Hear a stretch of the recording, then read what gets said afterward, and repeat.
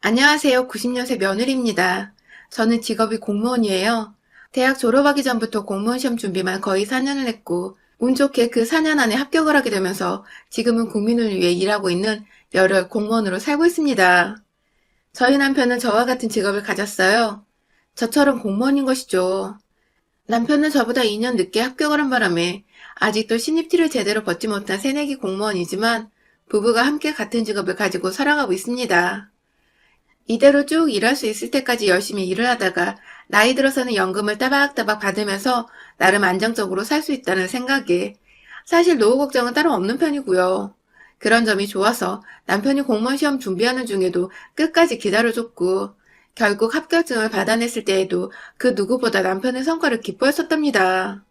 남편도 자신을 끝까지 믿고 기다려준 저에게 무척이나 고마워했고 저희는 서로에게 의리를 지키자는 신념 하나로 곧장 결혼까지 순차적으로 진행을 했죠. 저와 남편이 처음 만난 건 바로 공무원 시험을 준비하던 노량진에서였습니다. 무지하게 추운 겨울이었는데 새벽부터 학원에서 좋은 자리를 맡으려고 줄을 서서 기다리고 있었는데 뒤에서 웬 새까만 패딩에 새까만 모자를 눌러쓴 남자가 자기 줄 좀 맡아달라고 부탁을 하더라고요. 뭐 갑자기 화장실이 급해서 저러나 싶어 알겠다고 하긴 했는데 한참을 지나도 돌아오지 않던 남자. 글쎄 나중에 보니까 배가 고팠는지 편의점까지 뛰어가서는 급하게 라면을 먹고 나왔나 보더라고요. 입 근처에 미쳐 닦이지도 않는 라면 국물과 함께 돌아와서는 저한테 고맙다고 인사를 하면서 풍기는 라면 냄새. 평소 같았으면 얼마나 배가 고팠길래 일이 서둘렀으려나 싶어서 안쓰러워했을 텐데 그땐 신기하게 이 사람을 막 욕해주고 싶더라고요. 나도 일찍 일어나서 아침도 제대로 못 먹고 새벽부터 줄을 서며 추위에 떨고 있는데 지 혼자서 라면을 먹고 와서는 삼각김밥 하나조차 감사하다고 건네주질 않았다며 속으로 무지하게 궁시렁궁시렁 거렸었네요. 그렇게 다소 껄끄러웠던 남편과의 첫 만남을 뒤로 저희는 새벽에 학원 앞에서 줄을 서며 꽤나 자주 부딪혔습니다. 그 후로도 남편은 몇 번이고 더 저한테 자신의 자리를 맡아달라는 말을 남기곤 혼자 편의점에 가서 아침 식사를 해결하고 왔고요. 급기야 나중이 되어서는 제가 왜 이렇게 이 사람의 자리 맞는 일을 도와줘야 할까 싶어서 모른 척을 하려고 안 쓰던 모자까지 푹 눌러쓰고는 새벽에 학원으로 나섰죠. 그 때문이었는지 남편은 실제로 며칠 동안 절 찾지 못했었고 대충 보아하니 그 바람에 아침을 못 먹고 학원으로 들어가는 듯 했어요. 그러다 한 번은 남편이 바로 제 앞자리에 앉게 되었는데 오전 내내 배에서 꼬르륵거리는 소리를 내더라고요. 뒤에서까지 그 소리가 들리는 바람에 제 주변 학생들도 모두 남편의 뱃소리가 거슬렸는지 한두 명 정도 헛기침 소리를 내었고 급기야 선생님께서도 수업을 하다 말고 그 소리를 들으시곤 아침을 먹고 다니라고 그러다 쓰러진다며 애들로 안쓰러운 마음을 표현하셨죠. 이런저런 주변 상황을 겪으며 남편은 부끄러운지 괜히 고개를 들지 못한 채 수업을 받았고 그런 남편을 뒤에서 지켜보며 전 괜히 미안하고 또 걱정이 되었습니다. 연민도 느껴졌고요. 그렇게 전 다음날 다시 남편에게 얼굴을 보이며 남편이 아침을 먹고 올 수 있도록 배려를 해주었고 남편은 다시 나타난 제가 반가웠던지 처음으로 편의점 맥반석 달걀 하나를 사주더군요. 자리를 맡아줘서 고맙다고 말입니다. 그게 저희가 처음 서로에게 호감을 느낀 날이었고 그 후보다 가까워진 저희는 수험생이었음에도 불구하고 간도 크게 연애란 걸 해보게 되었답니다. 여러 번 각자 공부를 하며 스트레스가 많았어서 연애의 고비도 찾아왔었어요. 평범한 커플들처럼 저희도 연락을 왜 안 하냐 사소한 문제부터 시작해서 매일같이 같은 장소에 부딪히는 따분한 연애에 지루함을 느껴 서로에게 피곤해하기도 했죠. 그간 쌓였던 공부 스트레스를 서로에게 소리 지르며 미친 듯이 풀었던 적도 있었고 그러다가 두어 번 헤어졌던 적도 있었습니다. 하지만 그런 이별을 하고 나서도 남편은 언제나 제게 다시 다가와 줬어요. 자신이 너무 예민하고 민감했다며 잘못했다고 먼저 사과를 하고 자기 옆에 있어달라는 남편의 태도는 늘 제 마음을 흔들었고 결국 저도 그놈의 정이 뭔지 다시 남편과 교제를 하면서 기다리고 또 기다리다 결국 지금 결혼을 하게 된 것이죠. 서로 아무것도 아니었던 수험생 시절부터 시작해서 겨우 사회인으로 발을 디딘 사회초년 때에 결혼을 하고 나니 솔직히 저희도 사실 그리 여유가 있는 편은 아니었습니다. 제가 아무리 먼저 공무원 생활을 시작했다고는 한들 공무원 월급이 쥐뿔만 하니 그리 큰 돈을 모아놓은 여유가 되지 않았었고 남편은 더더욱이었죠.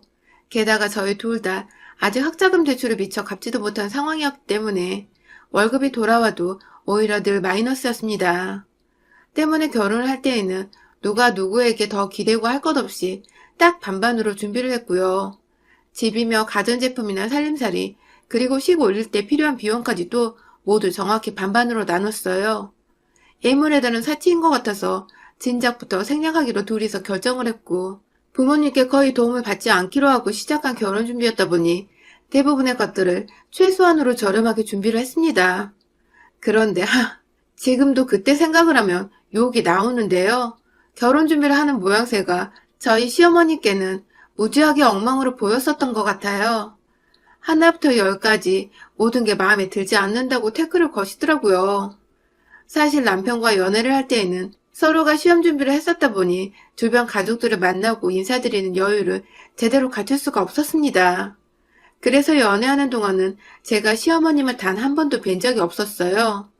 제가 먼저 합격을 하고 남편이 수험생활을 하던 때에 제가 물질적으로도 남편에게 조금씩 도움을 주었는데, 그에 대해 알고 있으면서도 어머님은 제게 고맙다는 인사를 한 번 하질 않으셨어요. 거기까지는 다 이해를 합니다. 저도 누군가에게 인사를 받고자 한 선행이 아니었고, 단지 제가 사랑하는 남자가 시험에 합격하기만을 바랬었던 마음이었으니까 시어머니의 인정이나 인사는 전혀 필요가 없었어요. 그런데 남편이 시험에 합격을 하고 난 그 다음날 생전 처음으로 시어머니께서 제게 전화를 하셨어요. 모르는 번호로 전화가 와서 누구냐고 받았더니 네가 걔냐면서 지금 당장 만나고 싶다고 절 집으로까지 부르더라고요. 그때 전 남편의 집도 처음 가본 곳이었어요. 저를 불러내고는 정말 희한한 말씀을 하셨던 시어머니. 글쎄 저보고 앞으로 남편한테는 좋은 선자리가 계속 들어올 테니 앞길 막지 말고 헤어지라고 하시더라고요. 그동안은 아들이 시험 준비를 하니까 충격을 받을까봐 상황 정리를 안 했던 건데 이젠 눈치껏 알아서 빠지라고. 그 소리를 눈 하나 깜빡 안고 하시는데 진짜 기가 막히고 황당해서 말이 안 나왔어요. 제가 이런 말까지 안 드리려 했는데 전 7급이고 남편은 9급에 합격한 거거든요. 그런데 7급 합격한 예비 며느리가 될지도 모르는 사람을 앞에 두고서 자기 아들이 9급에 합격했으니 더 좋은 선자리가 들어올 거라고 헤어지라 마라 하시는 시어머니 꼴이 정말 너무 웃긴데 황당하기도 하고, 뭐 이런 무식한 세상 물정 모르는 아줌마가 다 있나 싶어서 어처구니가 없더라고요. 그날 시어머니와는 왠지 말이 안 통할 것 같아서 따로 데리고 뭐고 그냥 말을 무시하고 집을 나왔습니다.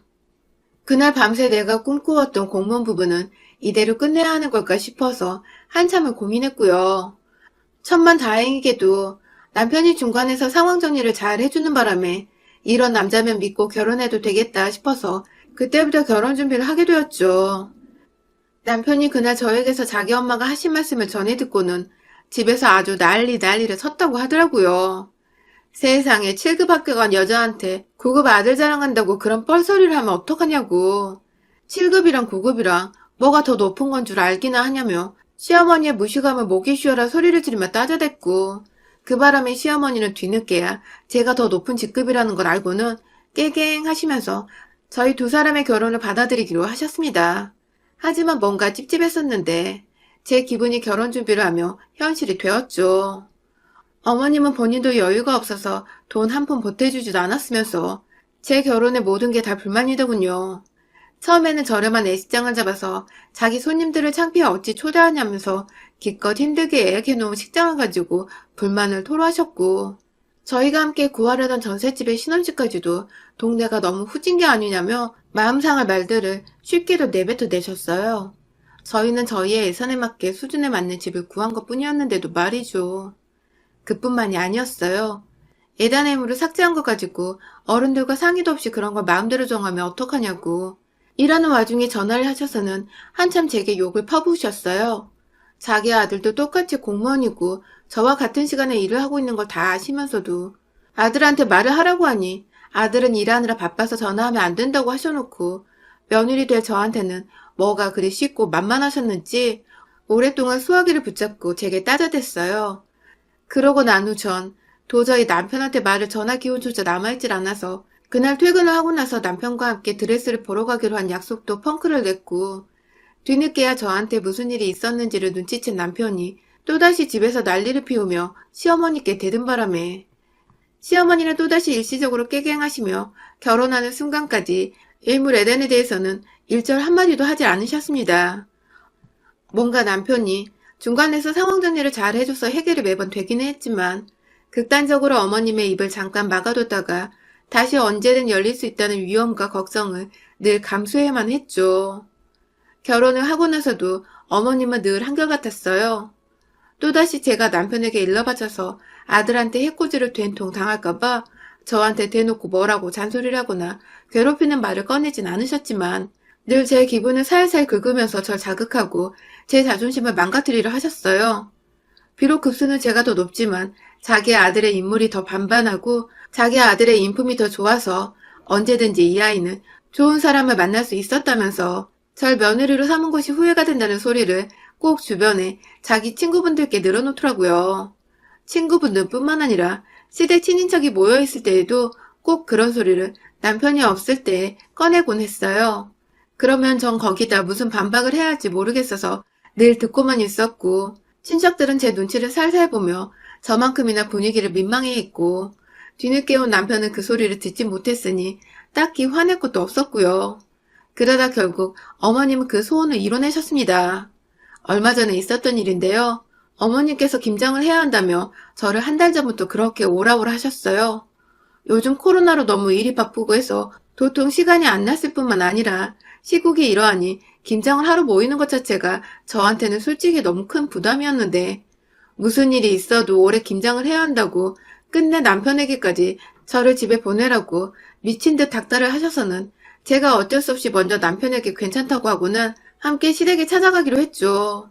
시어머니는 재료 준비를 하나도 하지 않으셨고 저한테 미리 장을 보라고까지 주문을 하시는 바람에 제가 전날부터 퇴근을 하자마자 작정하고 김장 재료들을 준비해서는 다음날 차를 끌고 시댁에 갔어요. 시댁에 가니 어머님은 제가 남편을 데려올 줄을 몰랐던지 남편을 보자마자 넌 여길 왜 왔냐며 화를 내시더라고요. 자기 아들이 김장 담그는 고생을 할 게 뻔하니까 미리부터 걱정이 되어 아들을 돌려보내고 싶었던 시어머니의 속마음이었겠죠. 그 모습을 보니 더 화딱지가 나서 남편을 옆에 꼭 붙여두곤 거실 한가운데에 김장을 할 자리를 폈습니다. 신문지를 잔뜩 깔고 그 위에 배추부터 물에 절여놓곤 기다리는 시간 동안 이것저것 재료를 손질하고 나중에 같이 먹을 수육을 만들고 했죠. 남편은 혹여나 제가 힘들까봐 계속해서 제 옆을 어슬렁거리며 따라 도와줬고 시어머님은 그게 내내 불편하고 열받으셨는지 지속적으로 한숨을 쉬셨어요. 그런데 김치를 만들다 말고 시어머니께서 절 갑자기 부엌 구석으로 부르시더라고요. 정신없던 와중에 어머님의 부름을 따라 들어가니 어머님은 팔짱을 낀 채로 저를 노려보다 또 한숨을 크게 쉬시고는 귓속말을 하셨어요. 남편을 집으로 보내라고 말이죠. 이해가 가질 않았습니다. 일거리가 잔뜩 남아있는데 남편을 집에 보내면 시어머니와 저 단둘이서 이걸 다 해야 한다는 소리인데 전 도저히 이 김장을 다 할 자신이 없었거든요. 그래서 어머님께 사실대로 말씀드렸어요. 전 이 김장을 어머님과 둘이서 다 끝낼 수 없으니 남편이 필요할 것 같다고 말이죠. 그러자 어머님은 제 말에 헛웃음을 지으시며 맞아 대답을 하시더라고요. 누가 이걸 너랑 둘이서 한대? 너 혼자 하는 거야. 라고 말입니다. 적어도 몇십 포기의 배추를 요구하셔서 그만한 양의 배추를 사왔고 다 같이 할 줄 알고 있던 그 많은 배추를 다 소금물에 절여놨는데 시어머님은 이제 와서 남편을 집에 보내고 저 혼자서만 이 많은 김장을 다 하라고 시키고 계셨던 겁니다. 당연히 그걸 고지고대로 들을 죄가 아니었죠. 저도 황당하다는 표현을 했어요. 요즘 그렇게 김장을 혼자 하며 고생하고 사는 며느리가 어딨냐며 제가 화가 난 바람에 목소리가 자연스럽게 높아져 버렸는데요. 그 바람에 거실에 있던 남편이 듣고 부엌으로 달려왔어요. 그리 넓은 집도 아닌데 켜놓은 TV 소리 때문에 뒤늦게야 높아진 제 목소리로 남편을 눈치를 챈 것이었죠. 남편이 무슨 일이냐고 물어보는데 시어머니랑 다른 말을 하더라고요. 갑자기 제 욕을 말입니다. 시어머니 말이 고분고분 듣는 꼴을 못 봤다고. 이런 애를 며느리 삼자고 내가 널 지금까지 잘 키워온 게 아닌데. 라며 말끝을 흐리시더니 이내 저와 남편을 번갈아 쳐다보며 말씀하셨어요. 내 아들이 니년을 만난 후로 계속 이렇게 하얀 곡선을 찍고 있어. 라고 말입니다. 정말 결혼 후에 처음 듣는 소리였습니다. 남편이 일을 하면 더 했지 일감이 줄어든 것도 아니고 회사에서 징계를 먹거나 누구한테 찍힌 것도 아니었거든요. 오히려 구급 공무원답게 주어진 일 잘하면서 본인 그릇에 맞게 만족하며 살고 있는 사람인데 시어머니는 갑자기 이 모든 게 하얀 곡선을 타고 있는 중이라 하시면서 그걸 다 결혼한 제 탓을 하더라고요. 화가 나 저도 참지를 못하고 시어머니께 무슨 말씀을 그렇게 하시냐고 눈을 부릅떴습니다. 그러자 다시 시어머니는 하고 저를 깔보시고는 말씀하셨어요. 자기 아들은 9급이 아니라 7급이 되고도 남을 인물이었는데 옆에 있는 여자가 기가 너무 센 바람에 9급이 된 거라고. 잘나게 될 아들의 팔자를 꼬아버린 게 저니까 앞으로 시댁에서라도 어른 말씀에 복종을 하면서 며느리 노릇이라도 잘하라고 말입니다. 그러니까 어머님의 논리대로라면 잘난 어머님 아들의 앞날을 계속해서 방해하고 있는 것이 바로 저였다는 것이었습니다. 저 때문에 잘날 뻔한 아들이 7급을 못했고 저 때문에 잘날 뻔한 아들이 겨우 저 같은 여자와 결혼을 했다. 뭐 이런 논리였던 것 같아요. 아휴, 그 소리를 듣고도 가만히 있으면 그건 정말 호구 인증인 거죠. 순간 열이 뻗쳐버려서 어머님이 잘났다고 노래를 부르고 감싸는 죄 없는 저희 남편의 머리카락을 확 쥐어잡았습니다. 남편의 등짝을 미친 듯이 후려치다가 덩달아 놀라서 자기야 왜 그래? 하면서 절 바라보던 남편의 얼굴에 주먹을 가격했어요. 남편의 얼굴에서는 쌍코피가 줄줄 흘러내리기 시작했습니다. 옆에서 어머님은 자기 귀한 아들이, 그 잘났다는 아들이 겨우 며느리인 저한테 뒤지게 얻어맞곤 코피까지 흘리니 난리가 나셨죠. 비명을 지르는 건 당연했고 오두방정 두 다리를 벌벌 떨며 자기 아들 괜찮은지 살펴본다고 이리 보고 저리 보고 아주 난리를 피우는데 진짜 꼴값이더라고요. 자기 아들 귀한 줄 알면서 남의 집 딸내미 며느리는 귀한 줄을 몰랐던 건지. 저는 남편 옆에 꼭 붙어서 저를 노려보기 시작한 어머니께 말씀을 드렸어요. 그렇게 귀하고 잘난 아들이 겨우 며느리 손에 쌍코피가 나냐며 7급이 돼서 9급인 남편이랑 살아주는 것도 가끔 아쉬운데 나약하고 힘까지 없으니 오만정이 다 떨어진다며 남편과는 그냥 이혼해버리겠단 말을 하고는 그 집을 뛰쳐나왔죠. 졸지에 자신이 맞을 뻔했는데 아들이 대신 맞은 걸 파악한 시어머니는 진짜 이혼하는 거냐며 뒤늦게야 아들 이혼한 만들기 싫다고 맨발로 집을 뛰쳐나와 절 붙잡고 매달렸고 옆에서 엄마 따라 나온 죄 없는 우리 신랑은 진짜 이대로 헤어지는 거냐며 자기가 무조건 엄마를 대신해 사과하겠다며 잘못한 것도 없애면서 자기가 무릎을 꿇고는 저 없이는 절대 못 산다고 막 울더라고요. 그 바람에 시어머니는 자신의 자랑이었던 아들이 여자 앞에서 무릎까지 꿇고 있으니 자존심이 퍽 상하셨는지 말씀이 없으시고 결국 자기 아들한테서 엄마 얼굴 다시 안 볼지도 모른다는 모진 말을 듣고선 제게 진심으로 사과를 하셨어요. 다시는 말 험하게 하지 않겠다고 말이죠. 자기 엄마를 대신해 죽방을 맞아 쌍코피까지 흘린 남편은 저의 의도를 이미 다 파악했었던 건지 집에 와서는 긴장이 풀렸다며 소파 위에 들어 눕더라고요. 조금 아팠지만 왠지 내가 맞을 값을 오늘 톡톡히 치른 것 같다며 미안하다며 절 꼭 안아주는데 남편한테 미안하기도 하고 고마워서 눈물이 흘러나왔네요. 그 후 시어머니는 정말로 저한테 소식도 없고 소식이 완전 깜깜 무소식입니다. 아무래도 더 까불었다가 저한테 이번에 직접 죽방을 맞을 수도 있다고 생각을 한 건지 겁이나 연락을 피하는 것 같기도 해요. 덕분에 전 제 자존감 뭉개고 무시하는 사람이 없어서 요즘 참 마음이 편안하고요. 그날 일은 두고두고 잘한 것 같아 아직도 제 주먹을 보면 마음감이 교차합니다. 다만 시엄마 대신 죽방 맞은 우리 남편. 오늘 이 자리를 빌어서 다시 한번 미안하고 고맙다고 말하고 싶어요. 여러분의 생각은 댓글로 남겨주세요. 오늘도 시청해주셔서 정말 감사합니다.